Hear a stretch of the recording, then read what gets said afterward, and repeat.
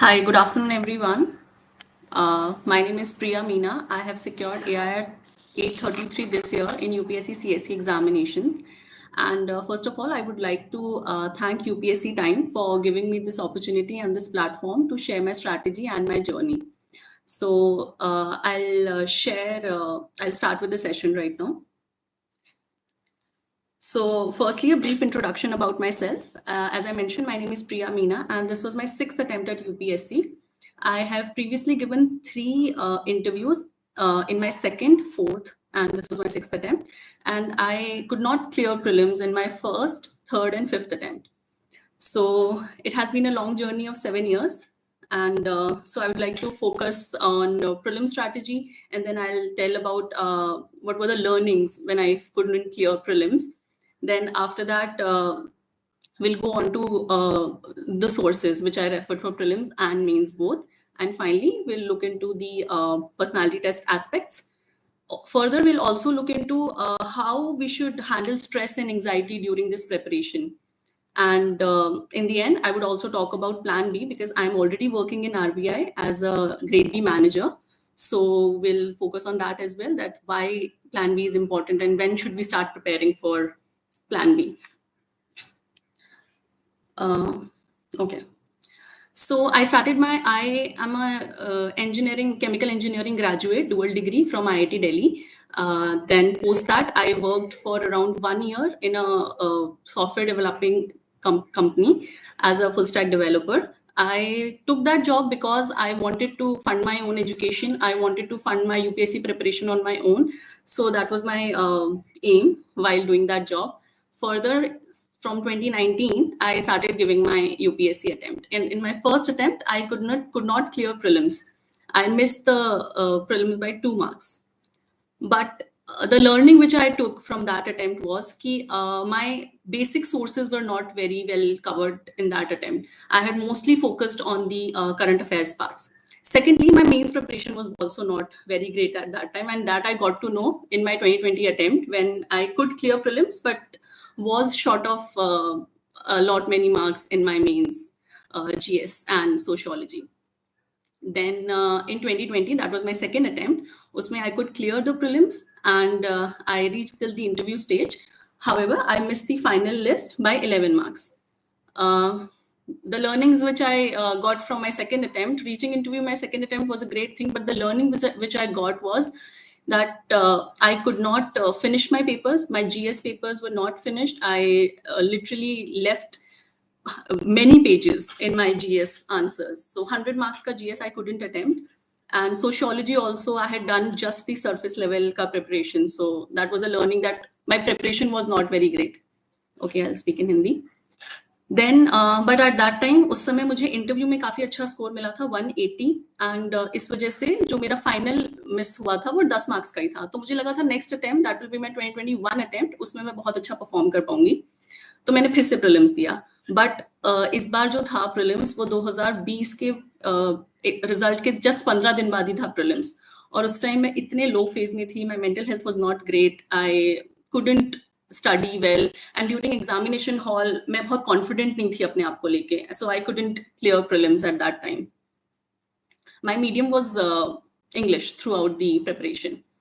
So 2021 attempt में I could not clear prelims, but at that time I had decided कि since I've already given 3 attempts, 3 attempt में दे चुकी हूँ और UPSC का as you know कोई भरोसा नहीं है, मेंस में लिख चुकी हूँ. तो मैंने उस टाइम सोचा कि अपने कॉन्फिडेंस को बूस्ट करने के लिए मुझे प्लान बी पे फोकस करना चाहिए. प्लान बी से मेरा मतलब ये था कि मैं बहुत अंडर कॉन्फिडेंट फील करने लग गई थी 2021 के बाद. आईआईटी से ग्रेजुएट थी, जॉब खुद छोड़ी थी, इंटरव्यू में फेल कर गई थी, तो बहुत ज्यादा लो फेज था 2021 में मेरा. सो मुझे लगा कि इस टाइम मुझे प्लान बी पे फोकस करना चाहिए एंड दैट आई डिड. उस समय मैंने IB-ACIO का एग्जाम लिखा था, फिर मैंने SBI PO का और IBPS PO, ये तीनों एग्जाम्स मैंने क्लियर किए थे 2021 में. फिर मैंने तीनों एग्जाम से एक्सटेंशन ले ली थी 2022 के अटेम्प्ट के लिए. देन 2022 का अटेम्प्ट आया, that was my fourth attempt and इसमें again I could clear prelims with good marks. CSAT कभी कोई इशू रहा नहीं अभी तक. और उसके बाद 2022 में अगेन प्रीलिम्स क्लियर हुआ, मेंस क्लियर हुआ एंड मैं इंटरव्यू स्टेज तक पहुंची. अब यहाँ पे ये ट्विस्ट आया कि इस बार इंटरव्यू में मुझे पिछले साल से इस साल 20 नंबर कम मिले हैं। 160 मेरा स्कोर था इंटरव्यू का एंड मैंने फाइनल लिस्ट मिस कर दी 5 नंबर से। सो बहुत again it was a disheartening phase कि सेकंड टाइम इंटरव्यू दे रही हूँ एंड मार्क्स अच्छे नहीं आए हैं। बट फिर मैंने एनालाइज किया अगेन अब मैं हमेशा मेरी यही स्ट्रैटेजी रही है कि अगर मैं किसी स्टेज पे फेल कर रही हूँ तो मैं देखती हूँ कि मैंने क्या सीखा है वहां से या और क्या मैं बेटर कर सकती हूँ। तो उस स्टेज पे मैंने ये सीखा कि अगेन मेरे सोशियोलॉजी स्कोर्स अच्छे नहीं थे, इंटरव्यू में मैंने गंदा परफॉर्म किया था एंड तो यहाँ मुझे इंप्रूव करने की जरूरत थी दोनों स्टेजेस पे, ताकि नेक्स्ट अटेम्प्ट में ये ना हो। सोशियोलॉजी में मेरा स्कोर दोनों बार अभी तक 224 223 रहा था, तो optional was a big hurdle for me अपने शुरू के अटेम्प्ट्स में। देन उसके बाद इस साल मैंने जो मिस की लिस्ट वो 5 नंबर से थी, फिर मैं लिस्ट पे नाम नहीं आ पाया। मुझे लगा कोई बात नहीं, 2023 का अटेम्प्ट अच्छे से देंगे, बट शायद भगवान को नहीं चाहिए था कि 2023 में मैं एग्जाम लिखूं, तो 2023 में मैंने CSAT में फेल किया and that came as a shock for me because isse pehle CSAT was never an issue for me. I had always been a great student in maths. I am good with comprehension as well, but I don't know what happened during the CSAT session. I could not solve many questions 2023 mein because my comfort areas were not PNC and number system. And इससे पहले मैं हमेशा बाकी questions attempt कर लेती थी, reasoning के कर लिए या सिलॉजिज्म कर लिया, प्रॉफिट एंड लॉस कर लिया। बट इस साल आपको पता है 2023 का CSAT कैसा आया था एंड मुझे उस साल 65 मार्क्स मिले थे CSAT में, so I couldn't clear CSAT. Again, a very low phase came into my life and I was like, this 5 attempts I've given, no job, nothing. So at that time I started preparing for RBI. RBI में मैं अभी as a grade B manager job कर रही हूँ। तो मेरी एक friend थी, उनसे मैंने इंस्पिरेशन ली कि हाँ मुझे भी RBI का एग्जाम दे देना चाहिए। मैंने डेडिकेटेडली RBI के लिए प्रिपेयर किया 2023 में एंड लकीली मैं RBI में मेरा एग्जामिनेशन सेलेक्ट हो भी गया। एंड 2023 में एक और अच्छी चीज हुई कि 2022 के मार्क्स के हिसाब से स्पोर्ट्स अथॉरिटी ऑफ इंडिया में मुझे एज एन असिस्टेंट डायरेक्टर के लिए चुना गया। तो वहां पे मैंने इंटरव्यू दिया था एंड मुझे वहां पे भी जॉब मिल गई थी।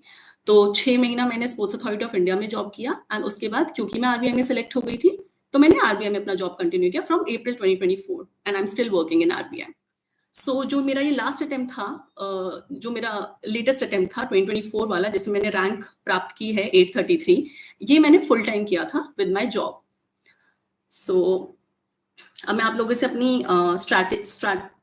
से अपने सोर्सेज एंड स्ट्रैटेजी शेयर कर लेती हूँ कि क्या मैंने किया था. सो लर्निंग जैसे मैंने आपको बता दी कि आपको बेसिक पे बहुत ज्यादा फोकस करना है. आप करंट अफेयर्स ओरिएंटेड पढ़ाई नहीं कर सकते हैं.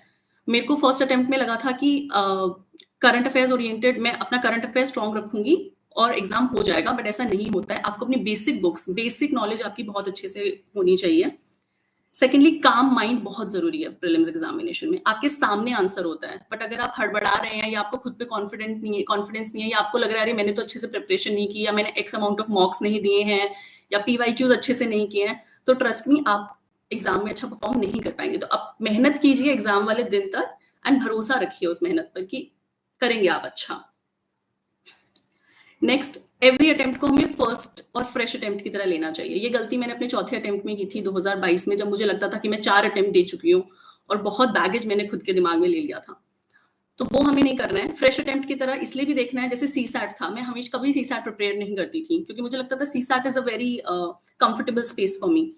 बट पैटर्न चेंज हो रहा था. 2022 में भी CSAT मुश्किल आया था, तो मुझे उस टाइम पे ये लर्निंग मिली कि CSAT को मैं लाइटली नहीं ले सकती, मुझे CSAT भी करना पड़ेगा.